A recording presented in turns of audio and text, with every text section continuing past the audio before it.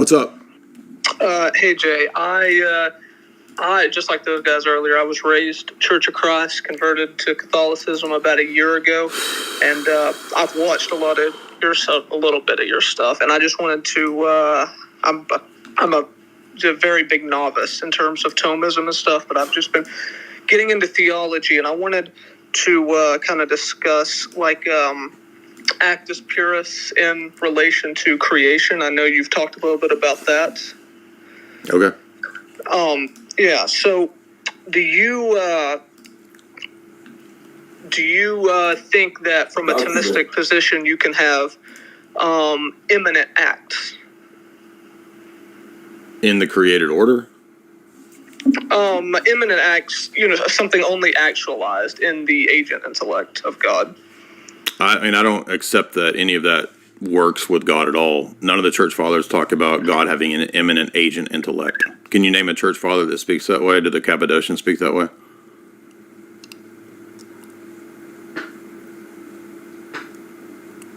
Unmute, Wayne. Hey, sorry about that. Okay, so you do not accept that category. Did you answer my question? Do any of the Cappadocians of the church fathers of the first 1,000 years speak of God as having an Aristotelian immanent agent intellect? Not to my knowledge. Mm-hmm. But so, in other words, nobody really correctly grasped Trinitarian theology until Aquinas because we needed this scheme to make it work. Like I said, I haven't read the Cappadocians. I was just asking. Well, how do you know Thomism is right? I don't. Okay. Yeah, I mean, we don't accept these schemes and these metaphysical structures and systems as if those are givens that I have to import upon God before I can talk about theology, because the church didn't for 1,000 years need this scheme to talk about God. No, I understand that. That's why I was asking. Then why are you asking about a bunch of Thomistic metaphysics? Like, I reject all of it out of hand. I don't need any of it. Okay. So it would be for you it would be a contradiction within the Thomistic sense that wouldn't be possible under Thomism for God to actualize something within his own intellect, but not bring its effects into the created order. That would be your critique. I don't even know what sense we're supposed to mean by God actualizing something in his intellect. I mean, if God has actualized something, it has to be the case that it's ad extra. It has to be the case that it's happening outside of the actualizer. There's no internal actualization because God is pure act with absolutely no potentia. Mm-hmm. Yes. So, you would agree with that you would have that in common with Thomism. I'm just stating their position. I don't agree with that. I'm just stating that's their position. Oh, so you do not. Okay, yeah. I'm saying that's two things that Thomists would believe, and I'm saying that I don't accept any of that system. I understand completely. Yes, but you can reconcile God not being pure act. That would be most reconcilable with the essence energies distinction, not with a Thomistic doctrine of God. When John Damascus and St. Maximus the Confessor say that you can call God pure act, it is in contrast to creatures only. In fact, in the 200 chapters in the first 5 pages, St. Maximus explicitly says that you cannot call God in himself, in his essence, pure act. And that's precisely what Thomism does, is that it says God is reducible to and is identical to pure actuality. And we are saying that that is not the case, partly because of God's free will, and partly because the Orthodox doctrine of the essence-energy distinction, which is confirmed at multiple ecumenical councils. Mm-hmm. Okay, so, like I said, when you pressed me on it, I don't know, I don't have explicit knowledge, infallible knowledge that Thomism is true. Let me give you an example of something that came up a minute ago. So in the famous kenosis passage of Philippians 2, we have the statement that the second person of the Godhead, who is a divine hypostasis, willingly limited himself in the created order to not do everything he could do. How is that the case if God is identical to and reducible to pure act? I'm not sure how that would be explainable. It's not, because God is not pure act. And again, read the first 5 pages of the 200 chapters. Maximus specifically says the only sense in which we could call him that is in contrast to the created order. So in contrast to creatures, God is like pure act, or he's not acted upon, he's unchangeable, he's non-temporal, etc. That does not mean that the Trinity is reducible to pure act, because Aristotle's first actualizer, by definition, requires something other than himself to actualize, to exist. So when Basil critiques this position in the Hexameron, he says it's a dyad position. It ends up being an eternal other, or eternal world, and eternal celestial spheres that the first actualizer is moving to be an eternal actualizer. So it just makes no sense to call God in himself a eternal actualizer, a pure act, a eternal actuality. It does apply to the divine essence in contrast to creatures. It does not apply to two ways that we name God. This is the key point that Maximus says in the first 5 pages, 200 chapters. There's two ways we name God. One is in contrast to creatures. The other way we name God is the intra-Trinitarian life.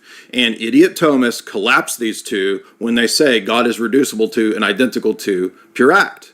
It's negating the two ways of naming God. Because it would make the incarnation impossible. I don't understand. I mean, I'm not being mean to you, but I don't understand. It's so hard-headed to get this through to people that if God is reducible to pure act, you can't have one of the hypostases entering into time and space and a mode of being that the other two hypostases don't. It undercuts the incarnation. Oh, I understand. I'm open. Okay, fair enough. And another way to go about this is to talk about the Eucharist. If God is identical to pure act and absolutely simple in the Thomistic sense, then what are you eating in the Eucharist? You can't be eating the essence, yeah. Well, so what are you eating? If it's body, blood, soul, and divinity, like every Roman Catholic says, what's the divinity? Yeah, then you'd have to be eating a created God. Exactly. Correct. Yeah. And so what you were saying, how that even gets refused, because the way I know from the little I've read, the way St. Thomas would refute that is by his eminent category within the intellect.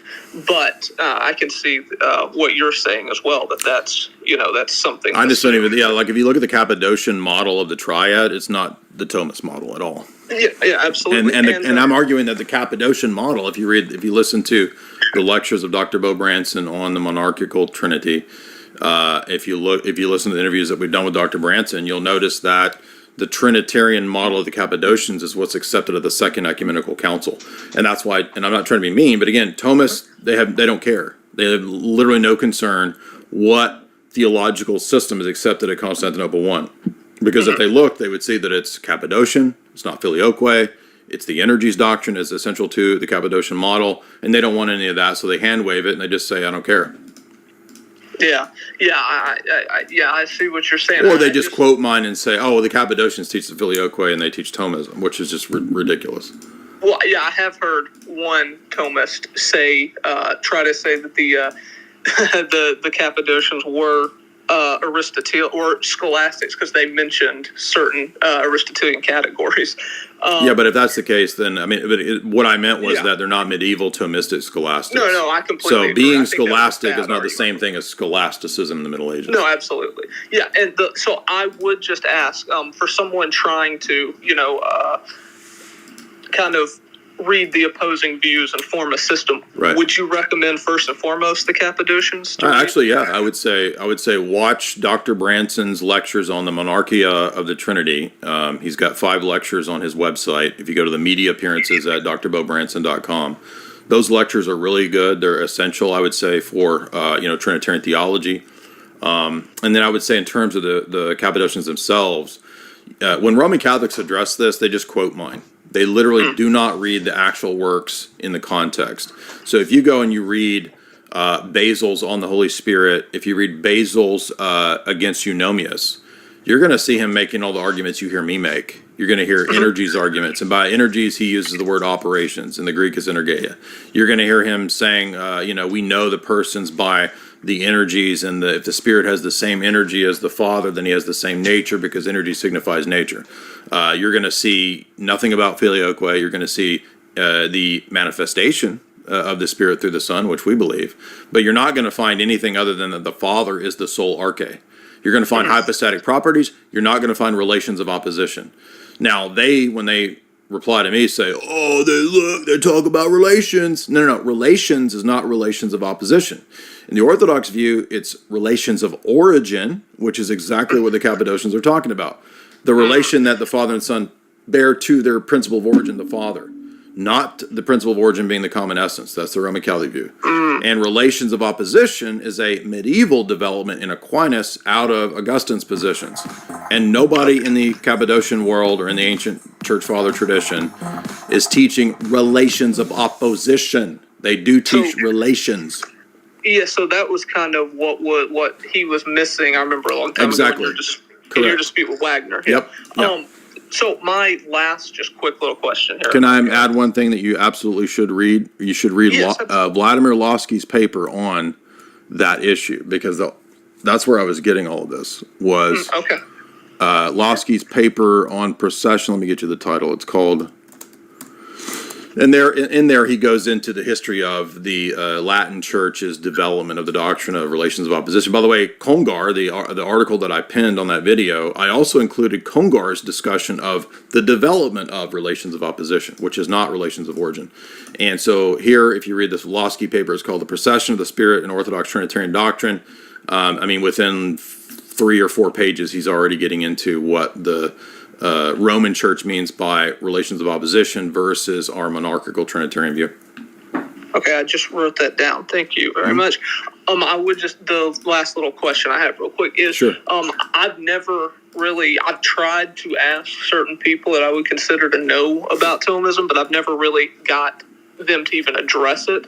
And I wanted you to expound on it fully, because I've never heard your full explanation of it, but I do know St. Thomas would start from the peripatetic axiom, and I've heard you mention that a little bit. I'm not going to make the move when you say it's an unjustified move, that you don't agree with it in a sense. But what is your criticism? I think the peripatetic axiom on its face is self-refuting, because there's nothing in the intellect that's not first in the senses. It's easy to refute that because the peripatetic axiom itself is not in the senses.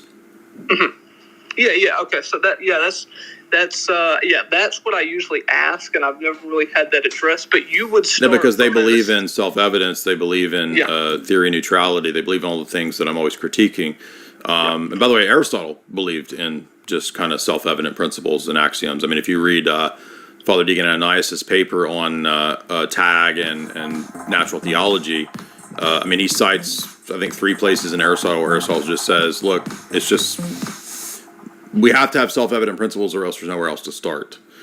That's the route Aristotle takes. And so he says that, he talks about that which is known in itself, or that which is known by us. And we don't have access to that which is known in itself, so we have to go by that which is known by us, which is only by sense data. So Aristotle is kind of basically an empiricist, but he doesn't believe in naive empiricism. But I argue that it leads to that if you're consistent with it, because as you kind of tease it out, it leads you to Hume. There's a direct line from Aquinas to Hume, because what's the justification for the various self-evident axioms, and why do you get to say what the self-evident ones are? How do you solve the criterion problem of Chisholm? Yeah, you can't. Right. Without being arbitrary. So then, in other words, it means that there's just not anything that's self-evident. Everything's theory-laden. So that becomes a paradigm debate question. Yeah, so your counter to that would be a paradigm where the transcendentals are justified in the mind of God. That's what leads me to reject the natural theology evidentialist paradigm and to being forced into a transcendental preconditions debate. So because every proposition will be theory-laden, then how do we debate anything at the paradigm level? Well, we have to do a paradigm comparison. So that leads us to tag, and that's really what I was trying to convey in the whole Trent Horn debate. Okay. Well, I will look into everything you've recommended, and maybe I'll be back to thank you. Feel free to. I'm sorry if I was coming off of some heated discussions earlier, so I apologize if I came out of the gates a little too hot. But you were a very cool civil guy, so I appreciate it, man. Thank you, Wayne. Hey, no problem. It was a great conversation. I appreciate that.